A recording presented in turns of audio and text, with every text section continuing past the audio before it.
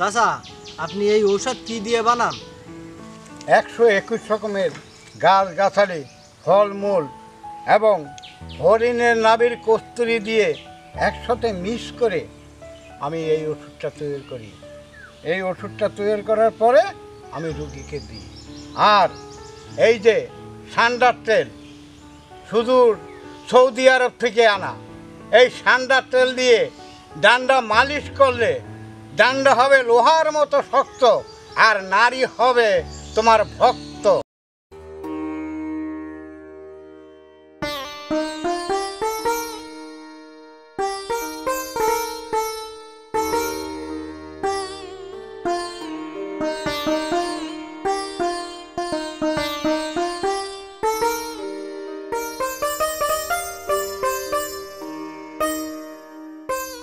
কিরে এই হ্যালো, তুই এই জায়গায় বসে আছিস? আরে আমি তো সারা জায়গায় খুঁজি বেড়াচ্ছি, তুই প্রতিদিন তো আমার ডেকে আসিস, আজকে আসলি না কেন? বিষয় কি তোর? তোর ফোন দিচ্ছি কত কথা কি? আরে দোস্ত, আমি তো ফোনই আনিনি, ফোন বাসায় রেখে আসছি, বুঝছিস? আমি একটু অন্য টেনশনে আছি। কি টেনশন দোস্ত? লজ্জার কথা তোর সাথে কিভাবে বলবো। আমি না পাচ্ছি কারোর সাথে শেয়ার করতে, আর না পাচ্ছি নিজে সহ্য করতে। মাঝে মাঝে মনে হচ্ছে কি জানিস, নিজেকে শেষ করে ফেলি। আরে না, এরকম ভুল ডিসিশন নিবি না। নিজেকে শেষ করবি কেন? আরে সামনে তো এখনো কতদিন পড়ে রয়েছে, এইসব ভুলভাল চিন্তা ভাবনা মাথায় রাখবে না। আচ্ছা কি হয়েছে ঘটনাটা বলতো আমাকে একটু খুলে বল। লজ্জার কথা। আচ্ছা তুই আমার ছুঁয়ে কথা দে। তুই আর আমি ছাড়া এই কথাটা আর কেউ জানবে? তুই আর আমি ছাড়া এই কথাটা দ্বিতীয় আর কেউ জানবে না। আচ্ছা ঠিক আছে, যা কথা দিলাম। তাহলে শোন, বল। তোর ভাবি আমার ছেড়ে বাপের বাড়ি চলে গেছে। কি করছিস?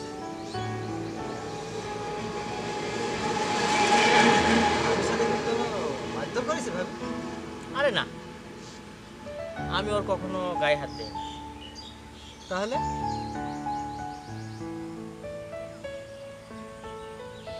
আমার শারীরিক সমস্যা। আরে দোস্ত, ধর এটা কোনো বিষয় না, এটা কোনো বিষয় না। তুই ওনে টেনশন করিস না, আমি তো আছি, ওনে টেনশন করিস না। তো এটা একটা ছোট্ট একটা উদাহরণ দিয়েছে, একদম বাস্তব উদাহরণ, ভালো করে শোন।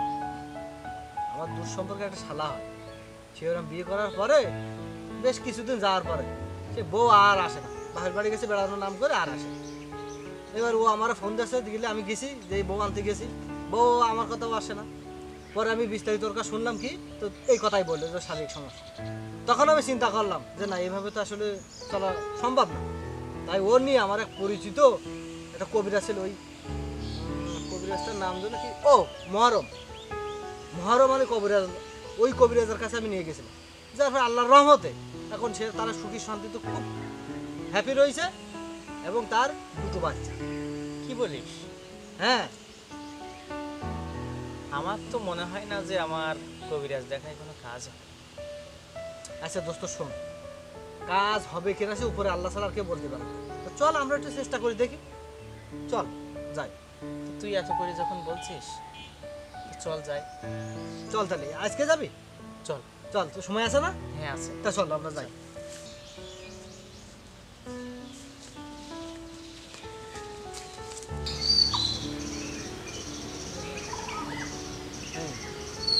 বল, তুই বল। আরে তোর সমস্যা, তুই বল। বলা লাগবে না, আমি বুঝতে পারি তোর বউ চলে গেছে, এই জন্য তোর কোনো টেনশন করতে হবে না।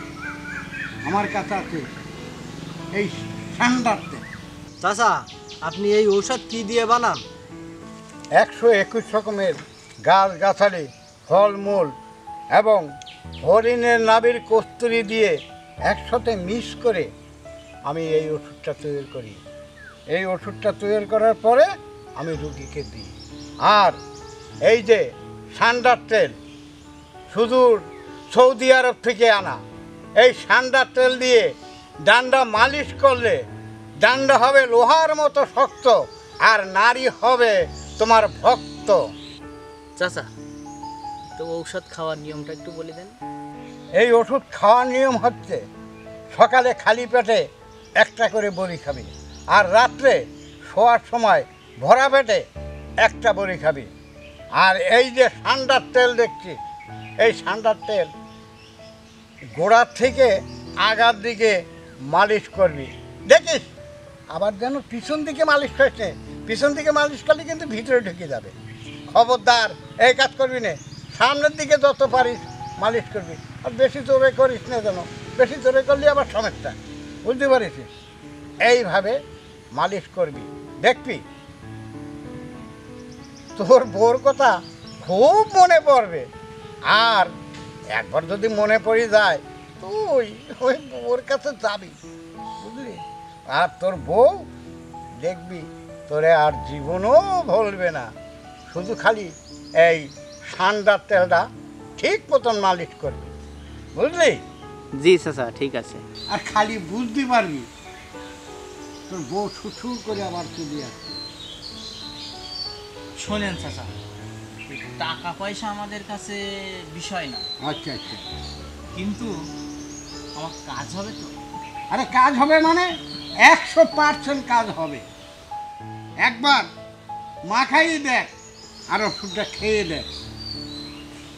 আল্লাহর রহমতে আমার এই কবিরাজি বয়সে বহুত লোক আমার কাছ থেকে ওষুধ নিয়ে উপকার পেয়েছে, কিন্তু তোদেরও উপকার হবে। আল্লাহর ওপরে ভরসা রাখি, বুঝলি? টাকা পয়সা হাতের ময়লা, আজকের আছে কালকের নেই। তবে একবার জিনিসটি ব্যবহার করে দেখ, কি সুফল পাওয়া যায়। তাইলে আমাদের জন্য ওষুধটা রেডি করে দেন। আচ্ছা ঠিক আছে, তোরা বল, আমি ওষুধ রেডি করে দিই। ঠিক আছে। আচ্ছা, এই হলো ওষুধ, এই হলো ঠান্ডা তেল। ঠিক মতো ব্যবহার করবি।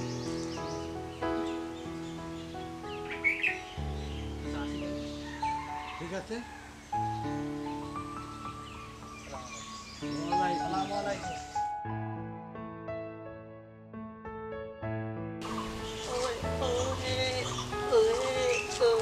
আরে কিরে দোস্ত, তোর এত নাচ কেন? আরে দোস্ত, ওই মহরম কবিরাজের ওষুধ খেয়েই আমার যা কাজ হয়েছে না। আরে বাপ, তুই তো প্রথম দিনেই তোর ভাবি নিয়ে আসার পরে তো মনে কর, আরে আমার বলতেই মনে কর কিরম লাগবে, বুঝেছিস? আরে তুই তো একটা জাতি চাচ্ছিলি না।